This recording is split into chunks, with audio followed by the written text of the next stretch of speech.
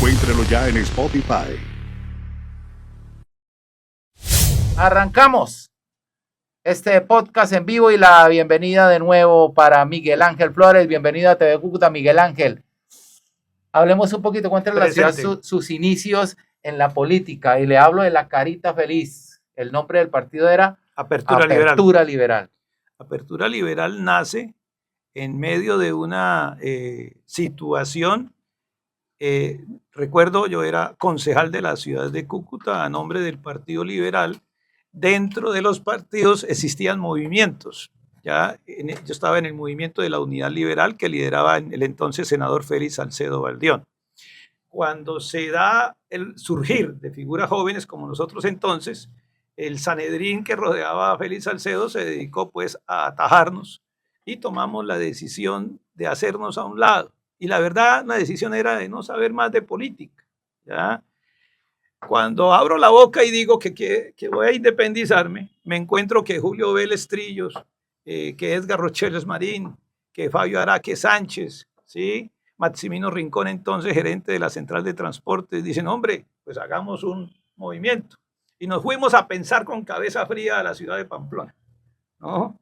Y allá nació Apertura Liberal. Pero no fue solo Apertura Liberal de la familia Flores, sino de varios políticos. Sí, así nacimos. Rochels, que lo recuerdo, sí, conservador. Señor, así nacimos, de hecho. En derecho sí nacimos en 1997. En hecho, en 1993, el 6 de enero, que precisamente es la fecha en que muere mi señor padrastro, Juan Bautista Durán Granados.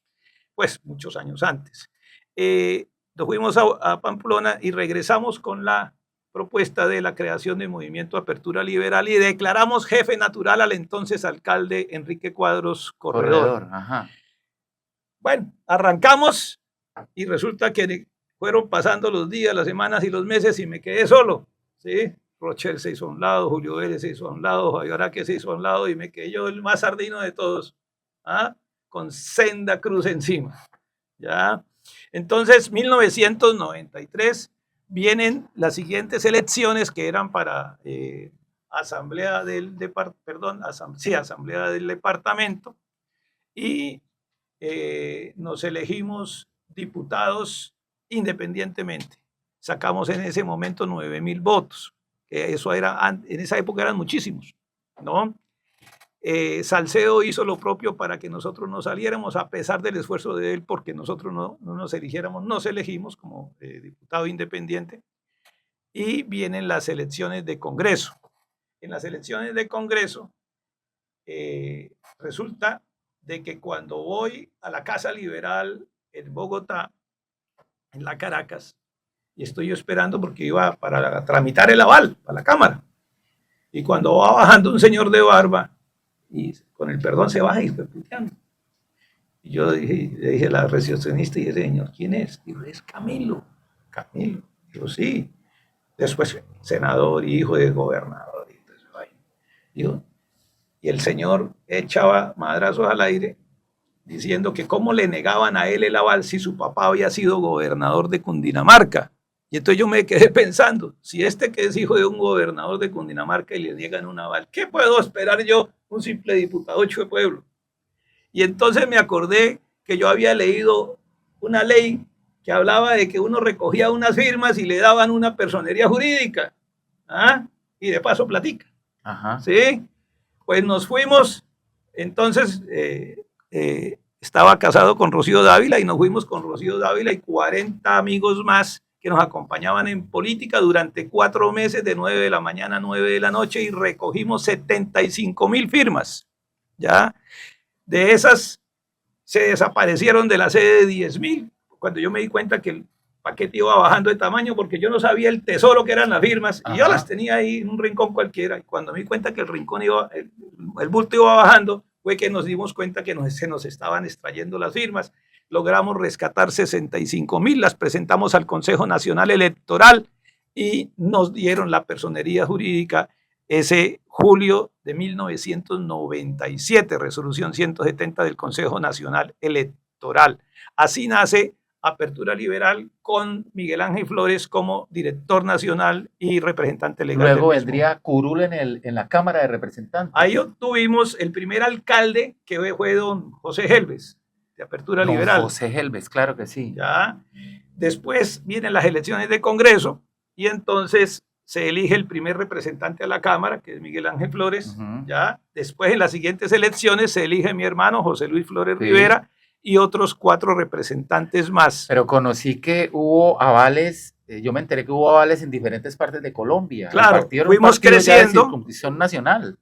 Nosotros crecimos tanto, ¿cierto? Hasta el 2010, ¿no? Desde 1997 al 2010, que logramos tener 500 concejales, 5 congresistas, 36 alcaldes y 16 diputados. Con el loguito de la carita feliz. Carita feliz, sí, en más de 20 departamentos de Colombia.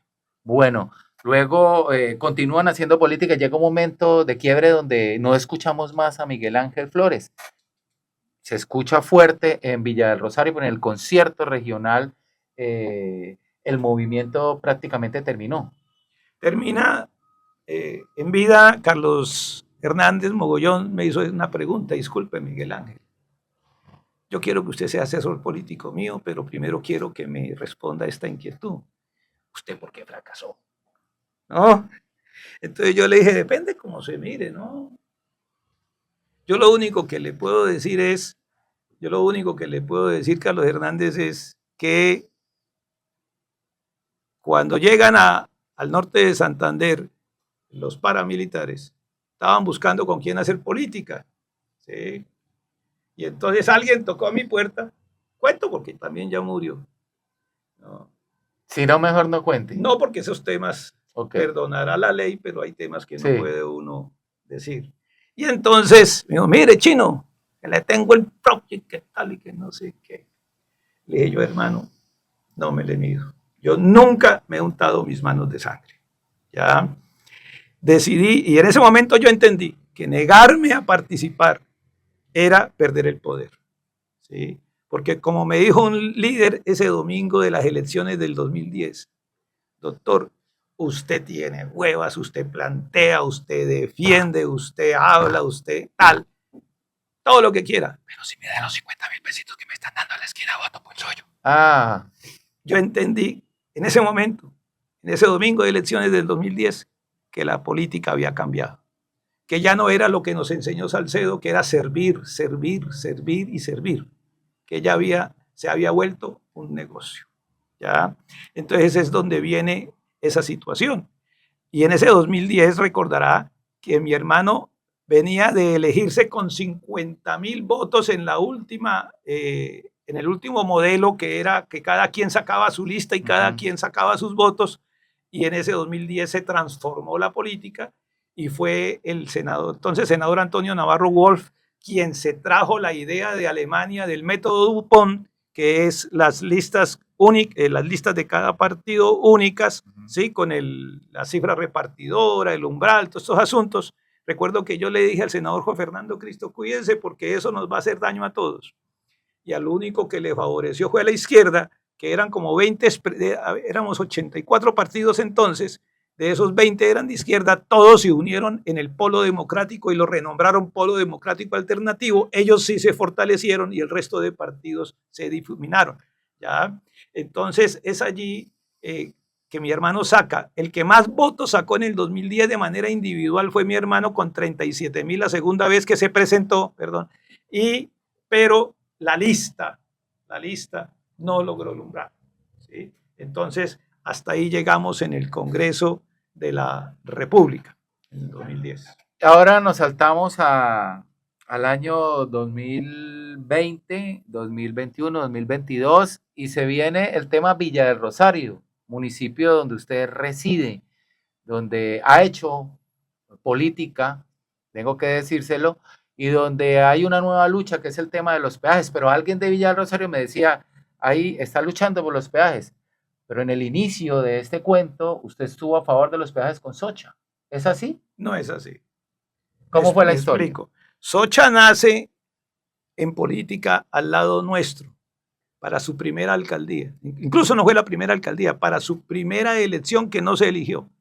Ese día se eligió por 200 votos y a los 8 días perdió por 800. Ya es en el año 2000. Él se elige independiente en la segunda vez que se lanza, por primera vez alcalde.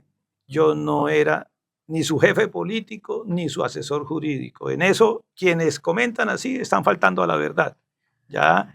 Si hubiera sido así, pues hay que admitirlo, la verdad no se puede tapar con las manos. ¿Ya?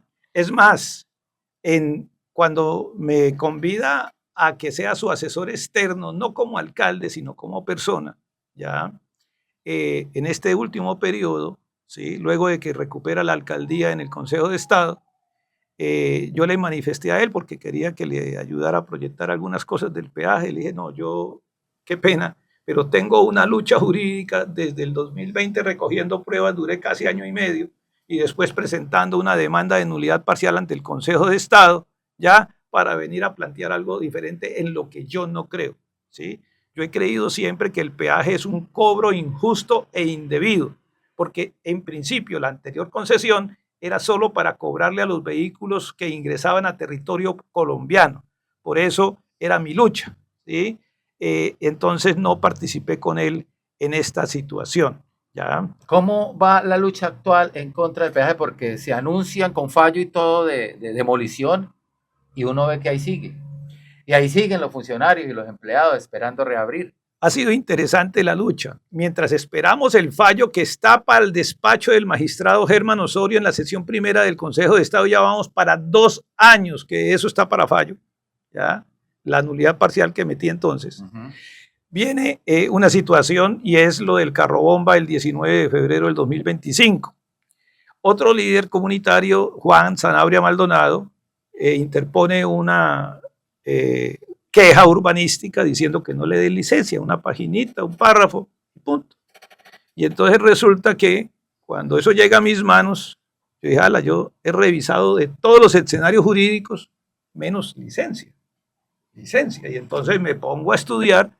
No, si algo aprendí en la universidad como ingeniero civil, como especialista en gerencia social, como especialista en derecho administrativo, como abogado y magíster en derecho administrativo, es a leer, no más. No puedo decir que soy más, sino que aprendí a leer. Y me encuentro con el decreto 1077 del 2015, que en sus artículos 226, 1111 y 226, 1112 establece el régimen especial en materia de licencias urbanísticas. ¿Ya? Y encuentro que el INVÍAS tenía el deber hace 19 años de sacar licencias para construir la caseta de peaje y no lo hizo. Por ese solo hecho, sin carrobombas y sin nada, tenemos el derecho, y así lo he solicitado a la alcaldía desde hace meses y no me han dado respuesta, que ese es un tema paralelo.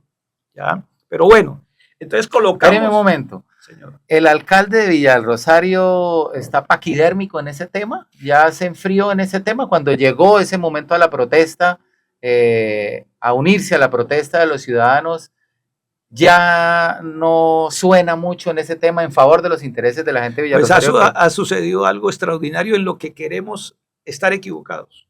Pero vimos a un alcalde que ratificó en segunda instancia la decisión del inspector de la orden de demolición, ¿sí? Pero vemos ahora a un alcalde que han pasado ya 4 meses para demoler el peaje y hay operación Tortuga. Uno esperaría que ese silencio no sea un silencio cómplice, sino que sea un silencio de esos que hacen en la selva antes de que pase algo extraordinario, que esperemos sea el acabose del peaje. ¿Ya? ¿Cuáles son sus pretensiones en el tema del peaje? Nada, ¿demolición y que desaparezca? Nada. ¿O que lo trasladen o qué? Jurídicamente, el deber ser es un traslado para el puente Simón Bolívar. Jurídicamente, ¿por qué? Porque es cierto que hay un contrato de concesión firmado del cual faltan 7 años y si se fuera a eliminar, habría que reconocer el 16,5% de utilidad que habla el contrato por los 7 años restantes, que si faltan recoger algo así como 60,000 millones de pesos, sería algo así como 10,000 millones de pesos que el INVÍAS tendría que reconocerle a la Unión Temporal de Peajes Nacionales. Esa es una salida, ¿ya? Entonces reubicar es la más fácil y por inanición pasaría lo mismo que el del Escobal, y es que los ingresos serían tan bajos que les tocaría cerrarlo y ya no sería entonces culpa del INVÍAS sino de la misma fuerza mayor y no habría que indemnizar en forma alguna. Ahora, lo que quiere el rosariense de corazón es que eliminen el peaje y eso está en manos, estratégica y jurídicamente hablando, es que si el alcalde no otorga licencia urbanística, pues no hay caseta. Si no hay caseta, no hay recaudo. Y si no hay recaudo, no hay peaje. Lo uno lleva a lo otro. Entonces, eso es lo que estamos esperando los rosarienses. Doctor, para terminar, ¿usted le han dicho, tiene pensado alguna posibilidad de presentar su nombre para alguna elección popular? No, en absoluto. Así pudiere, no estoy en eso. Eso es como se dice, un duelo que ya superé, ya, porque sin duda alguna, cuando tuve mis asuntos en el 2000, uno queda como con ganas de seguir.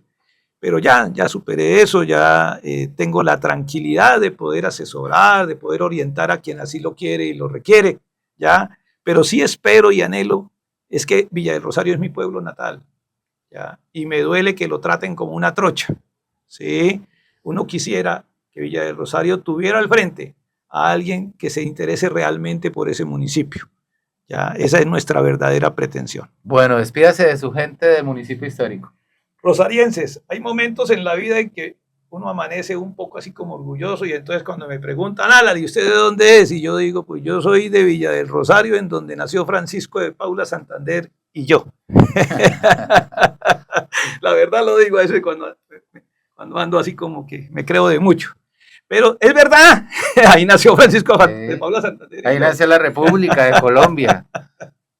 Bueno, doctor, muchísimas gracias por habernos acompañado. Nos vemos con ustedes el domingo en Spotify, en este podcast de solo invitados que valen la pena. Miguel Ángel Flores, esta semana pasó por los estudios de TV Cúcuta. Hay cosas que solo pasan acá.